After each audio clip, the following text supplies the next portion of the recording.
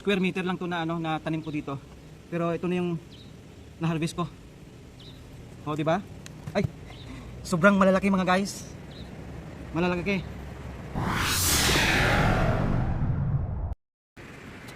So, yung mga guys, good morning. I'm so excited na naman ngayon sa araw na to. Dahil it's weekend at mag-harvest tayo ng kamote or sweet potato. So ito mga guys, itong isang line na to, tingnan natin kung gaano kadaming ma-harvest dito. Okay? Wala dyan, saka hanggang dito lang. So ito, mag-harvest na tayo. Simulan na natin.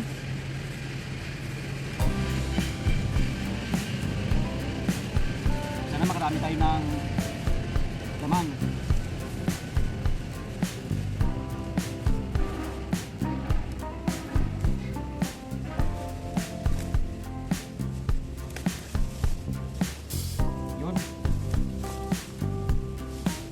Mga na to, gawin natin ulit planting materials. Yan. Same taba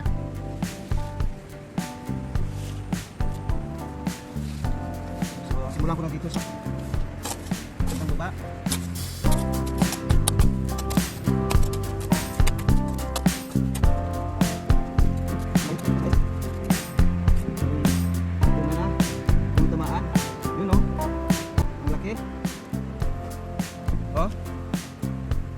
May kamuti na naman tayo. O, diba?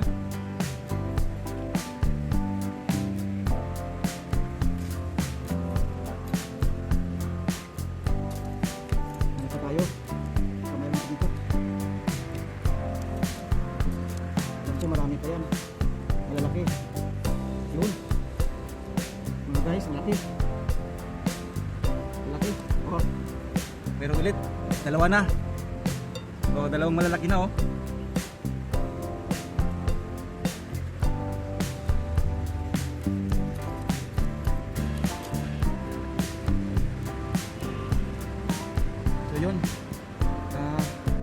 So yun mga guys, nag-harvest na tayo ng dalawa. Malalaki. Grabe, malalaki Malalaki siya. Mga isang kilot kalate na to. So harvest pa tayo. A few moments later.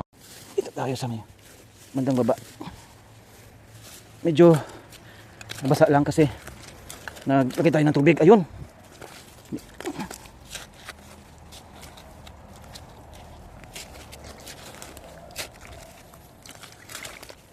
Yun. Dali mo natin ng tubig.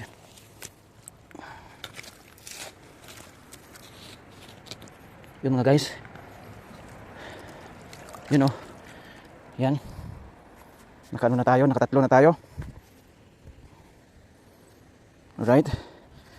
Tapos dito pa sa isang puno. Pangalawang puno ito. Sana marami din itong bunga. Ay.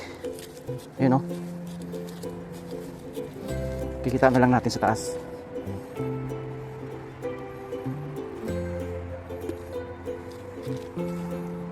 Yan. O diba? Bunot lang tayo ng bunot ng tanim natin. So yun na, naka 5 na tayo. Malalaki. Meron pa yan. So bukayin muna natin ito ng pala para maraman natin na may laman pa dyan sa loob. Alright. Ito na rin. Oh yun. Yun Yan. Grabe. Malalaki mga guys. Yun O diba? Nakarami na tayo Mga 3 kilo na siguro yan. So mamaya bungkalin ko pa yan. Dahil gamitan natin ng pala. Dito. Tingnan natin ito dito. Pang-4 na puno. Yun. Pang-4 na puno. Grabe. Malalaki mga guys. Isang plat pa lang to. Yun. Marami na tayo. So, nasa taas pa lang yung ating binungkal. Wala pa tayo sa baba. So mamaya, magpala tayo. Alright. Simutin natin. Oh, saan ka pa? Diba? Meron na kaming libreng kamote dito.